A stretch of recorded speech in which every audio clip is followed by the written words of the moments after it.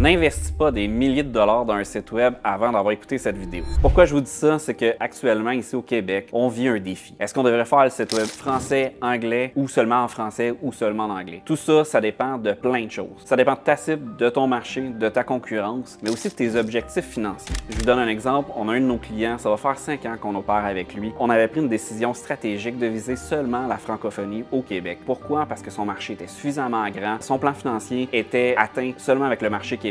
Mais là, présentement, qu'est-ce qu'on est en train de faire? C'est de regarder pour aller chercher l'Est canadien. Donc, ça va nous prendre un site web français-anglais, mais aussi c'est que c'est tous les efforts marketing qu'il va falloir multiplier. Aux États-Unis, le reste du Canada, c'est en une langue. Mais ici au Québec, si tu veux grandir, avoir un plus grand marché, tu es obligé de le faire dans les deux langues. Dites-vous une chose, vous n'êtes pas obligé d'investir dans du français-anglais, mais par contre, quand votre stratégie d'acquisition client et votre stratégie de commercialisation va plus loin, vous avez besoin d'un plus grand marché, bien, ça vaut la peine après ça de le traduire en français et en anglais. Et puis, vous allez réduire aussi en faisant cette stratégie-là vos coûts marketing parce que opérer votre marketing en français et en anglais, c'est un gros investissement et vous êtes les seuls. C'est la seule province au Québec qui le fait. Aux États-Unis puis le reste du Canada, vous n'aurez pas ces coûts marketing-là. Donc, ça va vous permettre aussi d'être plus concurrentiel. Laisse en commentaire si toi, de ton côté, tu ferais ton site web en français, en anglais ou les deux et puis les impacts sur ton marketing.